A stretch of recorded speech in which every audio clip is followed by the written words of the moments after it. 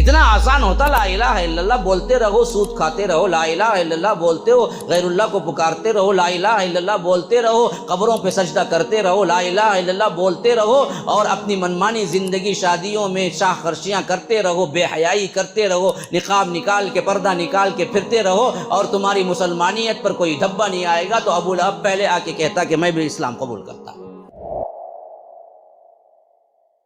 ہمیں اللہ کی معرفت پتہ ہی نہیں، اللہ کے ساتھ شرک کرتے ہیں، اللہ کے ساتھ اوروں کو شریک کرتے ہیں، اللہ کے ساتھ دوسروں کو ملاتے ہیں، اللہ کے ساتھ دوسروں کو پکارتے ہیں، پھر بھی ہماری توحید میں کوئی خلل نہیں آتا، ہماری عبادتوں میں کوئی خلل نہیں آتا، اور ہم سمجھتے ہیں کہ پکے سچے مسلمان ہیں۔ وجہ کیا ہے؟ نہ علم ہے، نہ رب کی معرفت ہے میرے بھائیوں۔ تو اسی لیے فرمایا کہ وَإِن تَجْهَرْ بِالْقَوْلِ، اگر تم پکار کے کہو تب بھی سنتا ہے، اور يَعْلَمُ السِّرَّ، یا تم سرگوشی میں کہو سب بھی سنتا ہے، وَأَخْفَى، اور بالکل نہ کہو، دل کے اندر رکھو، وہ بھی سنتا ہے۔ وہ کون ہے؟ اللہ ہے، لا الہ الا ہو، اس کے علاوہ کوئی معبود برحق نہیں ہے، لہ الاسماء الحسنی، اسی کے لیے اچھے اچھے نام ہیں۔ تو ان تمام باتوں کا خلاصہ دو باتیں ہیں میری، دو باتیں ذہن میں رکھیے۔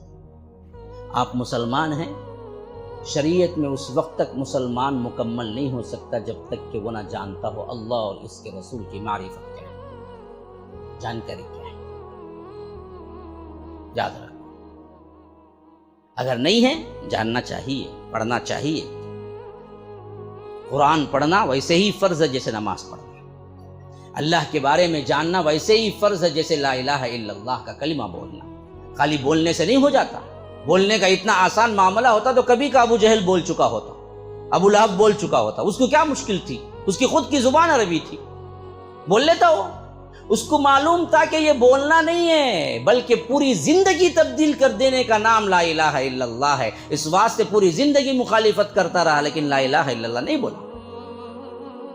اتنا آسان ہوتا لا الہ الا اللہ بولتے رہو، سود کھاتے رہو، لا الہ الا اللہ بولتے ہو، غیر اللہ کو پکارتے رہو، لا الہ الا اللہ بولتے رہو، قبروں پہ سجدہ کرتے رہو، لا الہ الا اللہ بولتے رہو، اور اپنی منمانی زندگی شادیوں میں شاہ خرشیاں کرتے رہو، بے حیائی کرتے رہو، نقاب نکال کے پردہ نکال کے پھرتے رہو، اور تمہاری مسلمانیت پر کوئی دھبا نہیں آئے گا تو ابو لہب پہلے آ کے کہتا کہ میں بھی اسلام قبول کرتا ہوں۔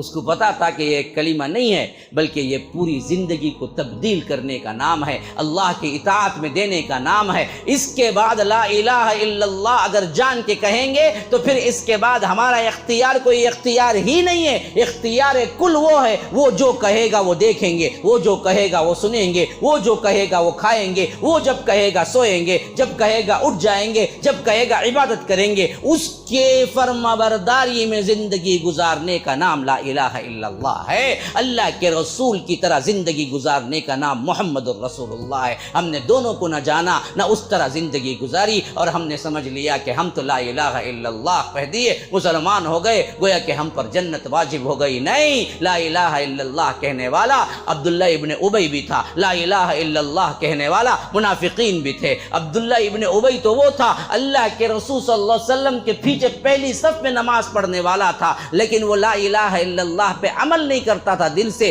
تو اللہ کے رسول صلی اللہ علیہ وسلم جب وہ مرا، ان کے بیٹے سچے پکے صحابی تھے، انہوں نے آ کے کہا اے اللہ کے رسول اس کے لیے کچھ عنایت کیجئے۔ تو اللہ کے رسول نے اپنے جبہ مبارک اپنی چادر اٹھا کے دی کہ اس کو کفناؤ، اس کو کفناؤ۔ تو اللہ کے رسول کے چادر میں کفنایا گیا۔ پھر جنازہ تیار ہوا، بیٹے نے آ کے کہا کہ اللہ کے رسول آپ نماز جنازہ پڑھا دیں، شاید ہو سکتا ہے کہ آپ کے پڑھانے سے اللہ میرے باپ کو معاف کر دے۔ اللہ کے رسول صلی اللہ علیہ وسلم آگے بڑھے، حضرت عمر آگے آئے، کہا کہ اللہ کے رسول کس کا جنازہ پڑھا؟ یہ منافق اکبر عبداللہ ابن ابی ہے۔ کہا کہ عمر مجھے معلوم ہے، تم ہٹ جاؤ، اللہ نے مجھے نہیں روکا ہے۔ یا رب رحمت بھی دیکھیے کیسی ہے۔ کہا کہ اللہ نے مجھے نہیں روکا ہے، تم ہٹ جاؤ۔ تو حضرت عمر ہٹ گئے، اللہ کے رسول آگے بڑھے، نماز پڑھا دی۔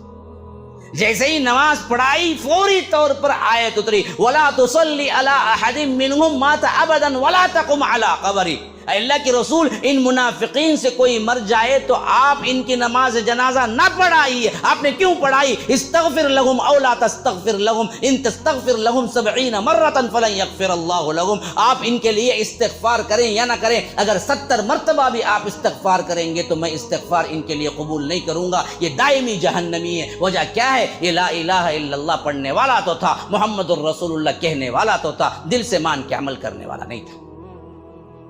ہماری حالتیں بھی جانچ کے دیکھو آپ، ہمارے دلوں کے اندر بھی ٹٹول کے دیکھو کہ تمہارا لا الہ الا اللہ کس پوزیشن میں ہے. کیا اللہ کی اطاعت میں ہے؟ ایک طرف نماز ہے، ایک طرف تجارت ہے، کس کو اختیار کرتے؟ ایک طرف تمہاری منمانی بے حجابی خواتین، میری بہنیں، میری بیٹیاں، میری مائیں سن رہی ہیں، سنو. اللہ کے رسول صلی اللہ علیہ وسلم بے حیا اور بے پردہ خاتون جو پرفیوم لگا کے نکلتی ہے، فرمایا کہ وہ زانیہ ہے، زانیہ ہے، زانیہ ہے. اگر تمہیں اللہ کے رسول کا قول کا لحاظ ہوتا تو کبھی بے پردہ نہ نکلتی،